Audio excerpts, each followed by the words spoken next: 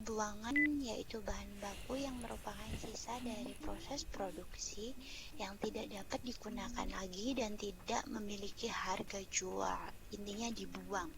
Bahan sisa buangan itu seperti kalau pembuat tahu itu ampasnya itu yang emang benar-benar udah nggak bisa dibikin apa-apa lagi, jadi seperti limbah dibuang kayak gitu.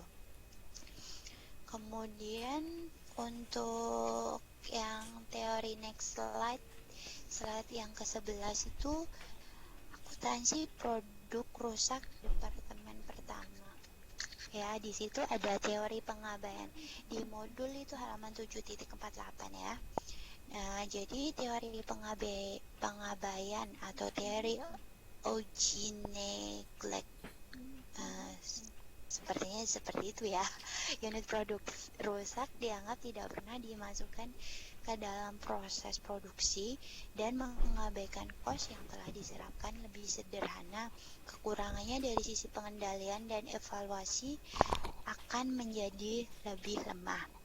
Kemudian yang kedua yaitu produk rusak sebagai bagian terpisah elemen kos produksi.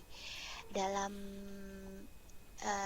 unit produk rusak beserta kos produksi yang telah dinikmatinya akan dipisahkan dari elemen kos produksi. Produk rusak abnormal akan dibebankan sebagai kos periode dan bukan bagian dari kos produksi.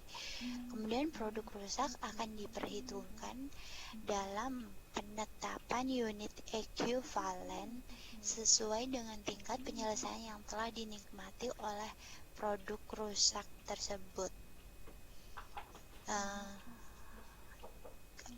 Mbak Haryanti bisa nerusin? Saya mau izin bentar.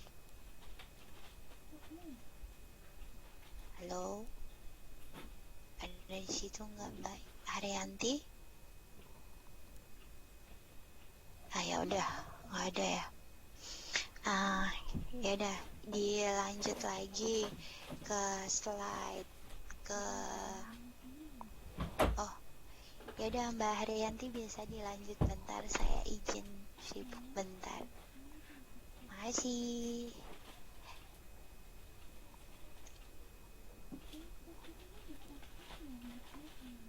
Sampai ke slide 12 ya Mbak.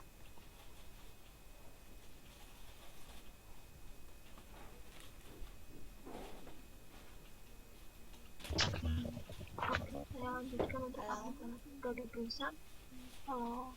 Kedengaran ya?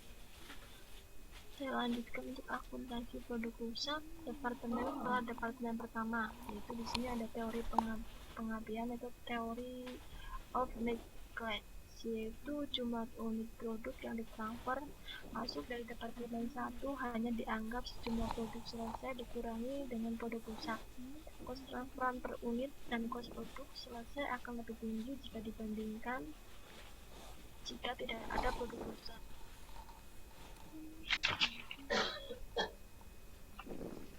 Yang kedua yaitu produk rusak sebagai bagian dari elemen kos produksi yang terpisah. Metode ini yaitu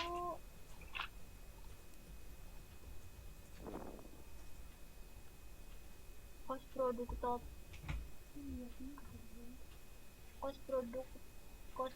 rusak total.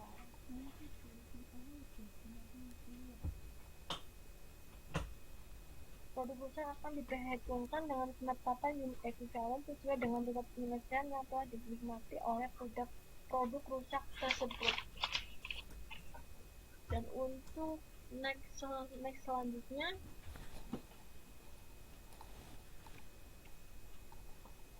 di sini ada metode perhitungan kos produk rusak. Yang pertama yaitu metode pengabaian.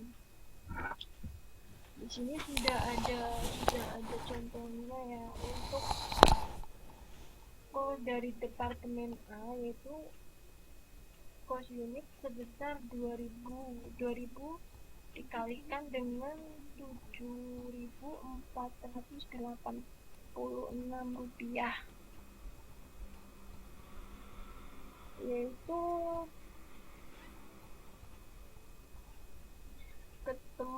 149 juta, yaitu dibagi dengan unit ekuivalennya yaitu 19.700 rupiah. Ketemu cost unit ekuivalen yaitu 7.600 rupiah.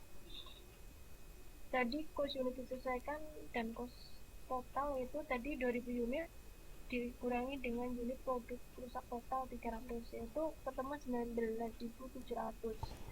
Dan untuk metode produk rusak sebagai bagian terpisah dari cost produksi, di sini untuk cost unit ekuivalen termasuk dari departemen A yaitu sebesar 300 unit dikalikan dengan 7.000 rupiah, 7.000 sekian rupiah, itu ketemu 2.200.000 sekian. Terus ditambahkan ke departemen B yaitu ada bahan baku sebesar 300 unit dikalikan 100% kali 4.500 rupiah, yaitu ketemu 1.350.000. Dan untuk tenaga kerja langsung 300 unit kali 50% dikalikan dengan 3.000 rupiah yaitu 450.000. Dan untuk overhead pabriknya 300 unit kali 50% dikalikan dengan 1.500 unit yaitu 225.000. Dan ditotalkan semuanya cost produk rusak sebesar 4.270.800 rupiah. Untuk next selanjutnya akuntansi produk cacat. Untuk produk cacat normal yaitu cost bahan baku maupun overhead pabrik yang digunakan untuk memperbaiki produk cacat normal akan dibebankan pada akun produk dalam proses departemen yang bersangkutan. Dan di sini di modul sudah ada jurnal untuk mencatat ya, yaitu teman-teman bisa lihat di halaman 7.50, yaitu cara mencatatnya itu untuk dalam proses departemen A yaitu sebesar 435.000, yaitu masuk ke debit. Dan untuk kreditnya yaitu dirinci satu-satu ketersediaan bahan, utang, gaji, dan upah, overhead pabrik dibebankan, yaitu tinggal disesuaikan ya, yaitu nanti ketemu 435.000.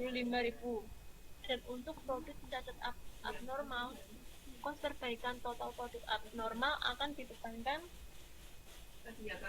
pada rugi dari produk cacat abnormal dan akan dilaporkan dalam laporan laba rugi sebagai kos periode dan bukan kos produksi. Dan di sini sudah ada jurnalnya, yaitu rugi dari produk cacat abnormal masuk ke debit. Dan untuk kreditnya yaitu dirinci satu persatu, yaitu sediaan bahan, utang gaji dan upah, overhead pabrik dibebankan.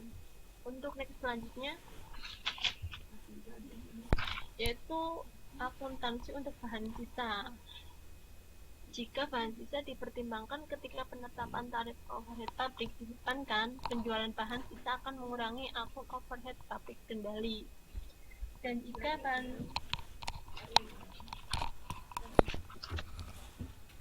jika bahan sisa tidak dipertimbangkan dalam penetapan tarif overhead pabrik dibebankan, maka hasil penjualan bahan sisa akan dikredit pada akun produk dalam proses departemen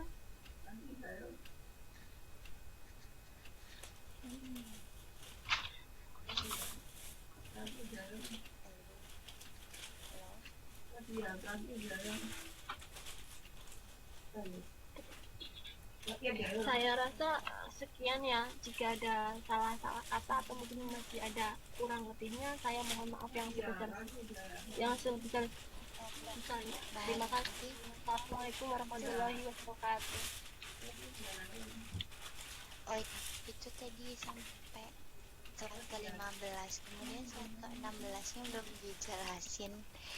Yang slide ke-16 itu akuntansi bahan sisa buangan. Jadi akuntansi bahan sisa buangan tidak mendapatkan kas dari bahan sisa buangan karena tidak memiliki harga, tetapi justru mengeluarkan biaya untuk membuang bahan sisa. Dan biaya yang dikeluarkan akan dibebankan pada akun overhead pabrik. Dan sekian